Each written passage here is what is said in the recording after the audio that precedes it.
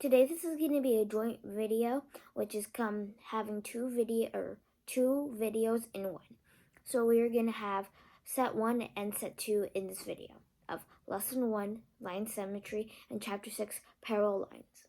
So this is our first lesson / sets in this chapter, and they gave us something that is more relatable because we have worked on parallel lines and lines of symmetry in the past. And what I mean by more relatable is they figure out how to make it more descriptive, so they put it that way.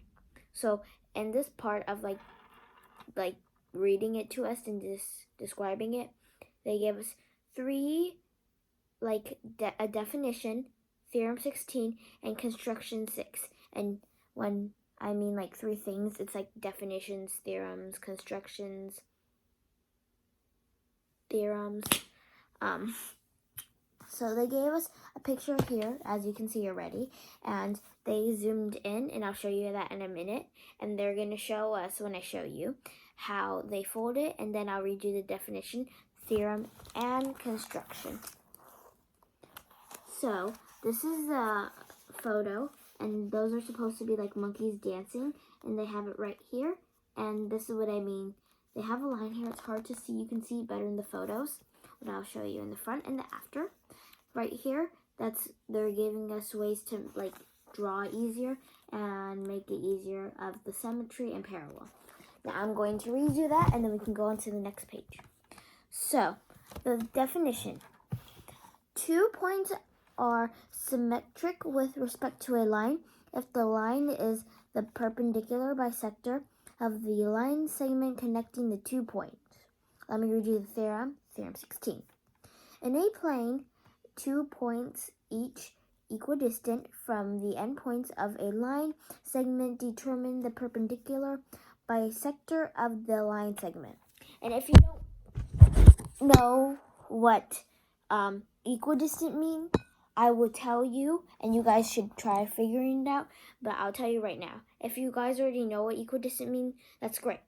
But that word is quite important in this chapter because equidistant helps with the parallel lines and lines of symmetry because it has to have equal distances. Equidistant, equal, and distance. Got it? Hope you do. Then we got construction 6. To construct a line perpendicular to a given line through a given point. And that goes along with the pictures I showed you, which is really cool. I really like this chapter. So for set 1 of the first video, we have rope trick. An old way to make, this is the statement, and that was the name of it. So rope trick, let me give you a quick definition of what I think it is they gave us a rope, and they already drew it out for us, but then that rope is tracing out some kind of shape, and the questions they gave us, I'll tell you in a minute. Let me read their statement first. An old way to make perpendicular lines on the ground is shown in the figures below. So they gave us the figures, which I'll show, but during the line, those shapes really reflect on the question, so you really have to take a really big breath and look at them. Okay. Those are the shapes of the ropes. That's a squiggle line, like a rock, and that's a triangle, and this is supposed to support looking like a compass without the circle. North, west, south, and east. Okay, so let me read you a few of the questions. I'll do number 3 because they've been asking in set 1 a lot of does this bisect that, or what's the perpendicular to that, or what's equal to that, what's symmetrical to that. Symmetrical is just another way of saying symmetry. And 3 says, does NS bisect WE? And NS is north, south, and WE is west-east. Oh, let me give you my exact answer. We don't want to go off. And it says yes, because if you think about it, we have the red line, the black line, and NS really does bisect WE. And tell me if you think yes. And we do agree, but you just also have to think like what's really makes sense and what you think makes the most sense to you too. Okay, this one was really fun to do. It's called Lines of Symmetry, and I can't read you this, but they gave us these shapes, which I'll show you on this paper right here. And that's a regular isosceles triangle, and then they gave angle, equilateral triangle, isosceles triangle, rectangle, and square. That made 6 questions, and let me show you here. They're just asking for their lines of symmetry, as in, let's say when you fold it down the middle of that triangle, it would be equal, and it's like when you fold half a heart, it would be equal. So if you could fold this in half, this would be equal. I'll show you this, and I'll also show you our next one called the baseball diamond. Those are it. So that's the isosceles triangle, which we'll grade you as the first question of this little set. Okay, so we have baseball diamond, and yes, they didn't have like this, and then north, west, east, south. Whatever, that's the way I could see it. I hope you guys saw it that way, because you guys should know. North, west, east, south. That's how they made news. Okay, so, and then in the green one, which you can see in the photos, which I'll also show you, they had it in green, and it's like a diamond, and then they had it that line. Middle point was M, H, S, T, F. I'll show you mine, the one I drew too. These are the ones I'm talking about. That's on the next page. Let me show you guys. So this is my diamond, and they asked us exactly to do an 8.5 cm long lines, and it makes it easy that they gave us the points. So I'm gonna read you this statement. It's at the top of baseball diamond. According to Major League rules, a baseball diamond should be laid out so that the batter is facing east. And let me read you this one because it reflects on a few of the questions below 13 and 17. In your drawing, 1 centimeter represents 15 feet. How many feet is it from home plate to? I would do first base and second base to you guys. So that is 13 and 14. So 6 times 15 is 90, and that mark is feet. And then 14 is 8.5 times 15, which is 127.5. And the last one of this set was why is a pitcher who is left-handed called a southpaw? My answer, because it's kind of funny, sorry guys. I'm going to tell you that it was because as he faces the batter, his left arm is on the south. If you guys, that makes sense, because if you play baseball, and you throw with your left hand, you're facing the south. Okay, for another one, we have paper chain. Let me show you what they had. But basically, these are penguins in a paper chain, and they're asking us what's their line of symmetry. Let me also read you this first. The figure below shows a paper chain. The chain was produced by cutting out just one penguin. And their questions are going to be, because I've done this, that's the paper chain right there. They're going to ask us how many times it's fold, and that was for 18. And their answer was in between 3 and 7. I'll tell you my answer, but they didn't give an exact answer because it's student answer.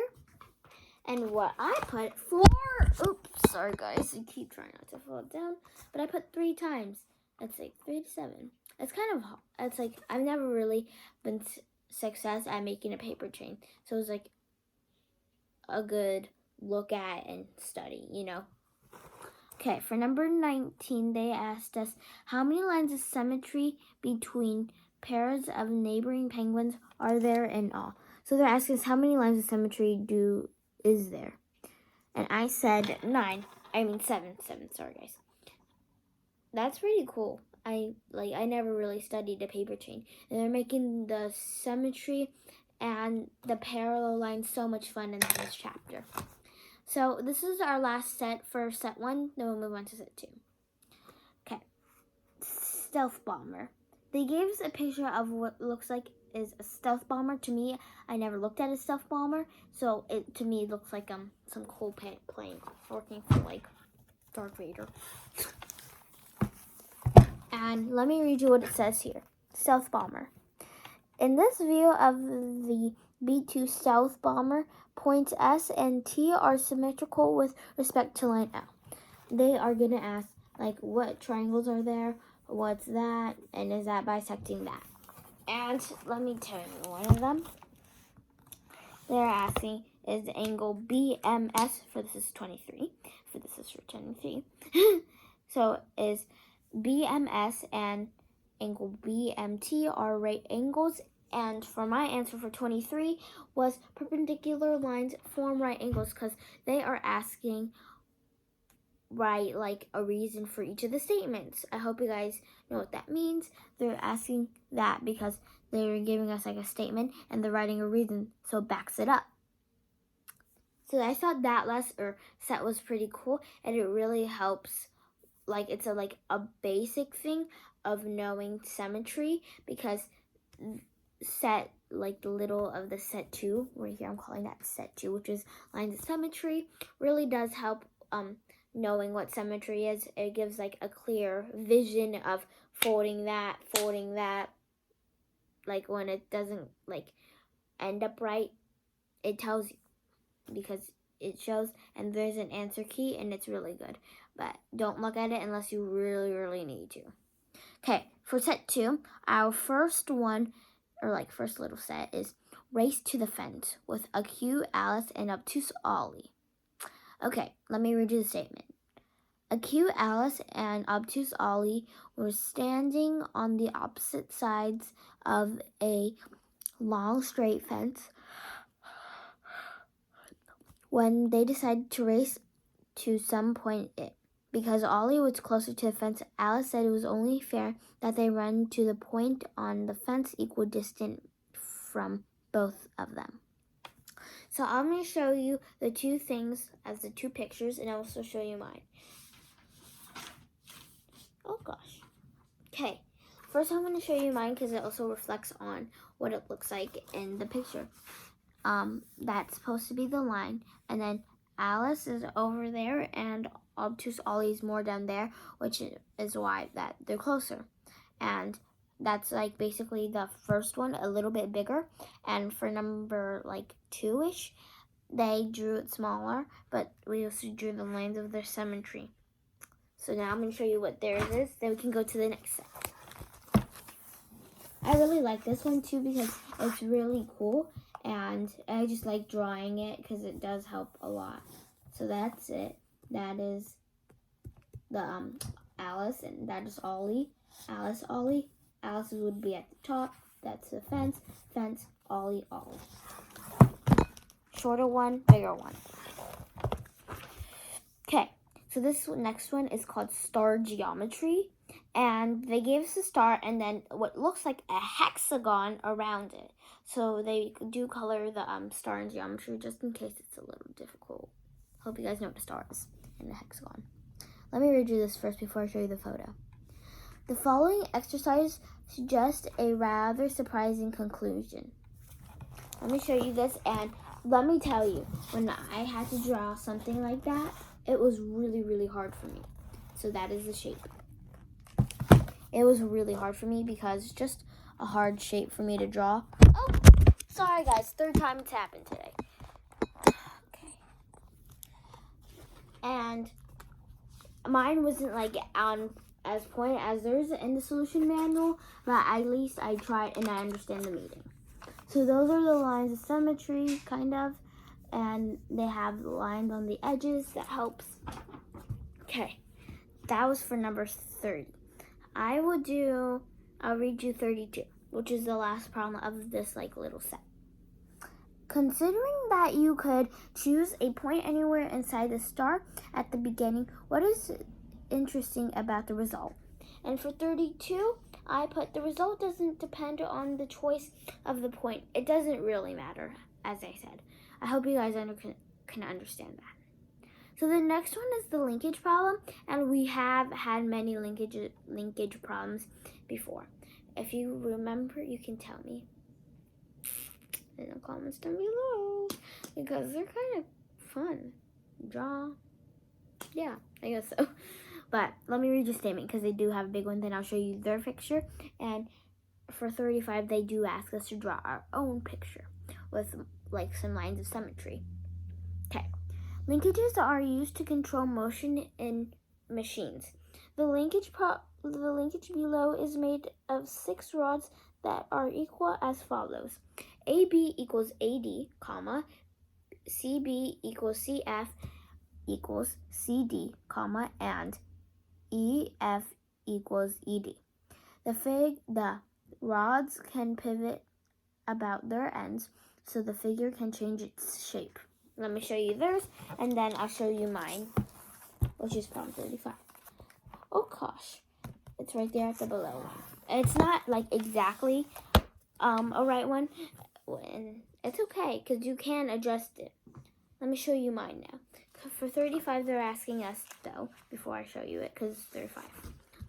Draw the figure by using line segments to represent the rods. Also draw AC and EC, which is like another line, and that's the line of symmetry I'm talking about, kind of.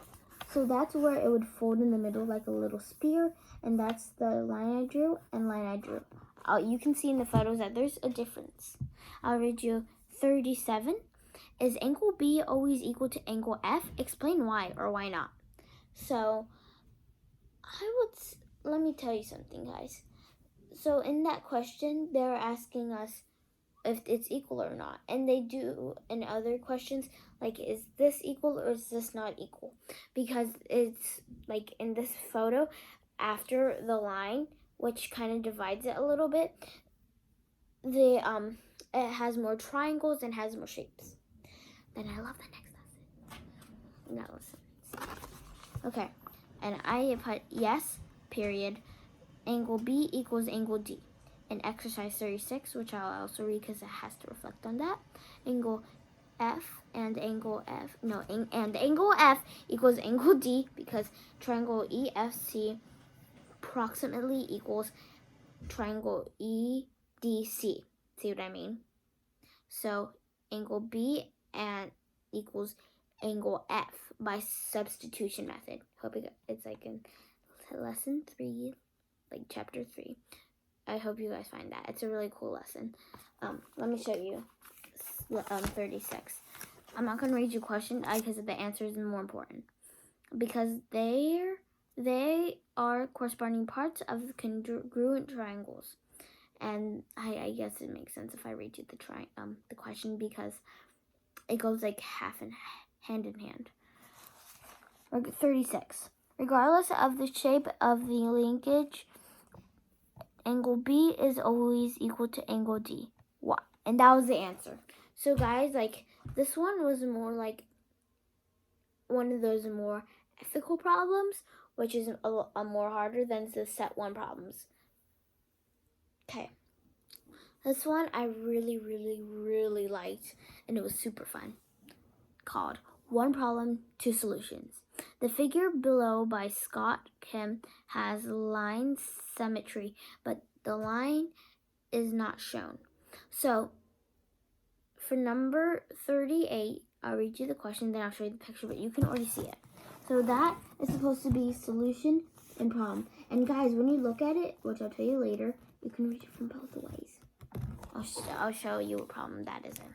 But 38, it said, where would the fold be if like the symmetric line?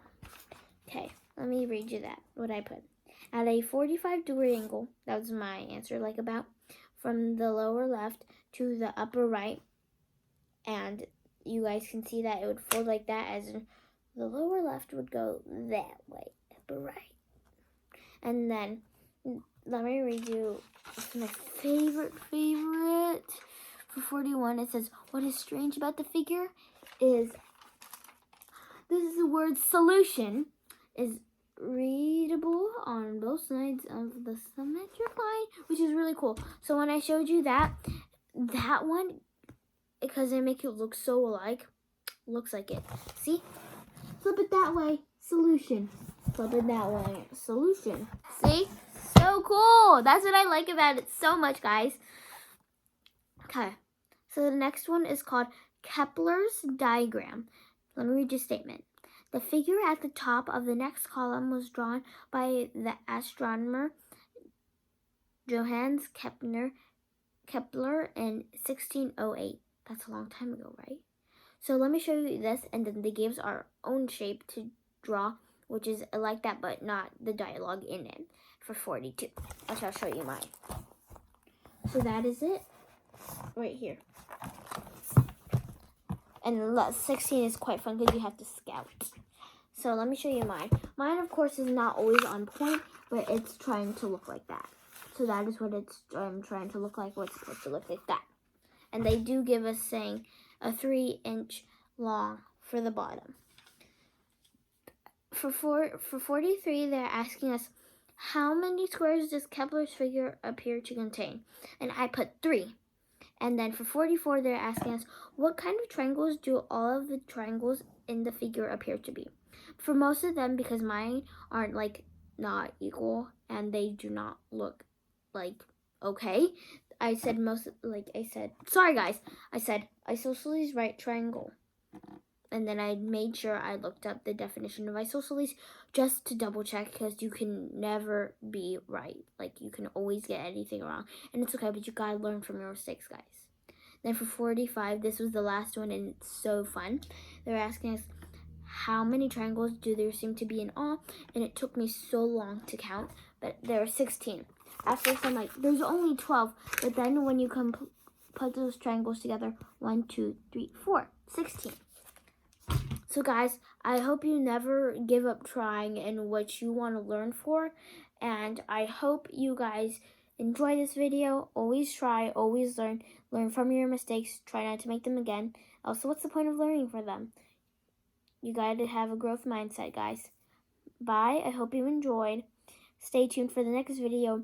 This video was long because it was the joint video of 2 videos. And the first one I would have been separate. I just didn't get to do it that night because the scenery wasn't like good because there were so many people in the background. So guys, bye. I hope you enjoyed. Please remember to like, subscribe, and comment if you can so we can improve our channel. And I hope you guys saw the pictures front and back. So, bye guys. Hope you enjoyed. Next video you'll probably see me in is Chapter 6, Lesson 1, Step 3. And it probably won't be in a joint video. So, bye guys. Hope you enjoyed. Bye-bye.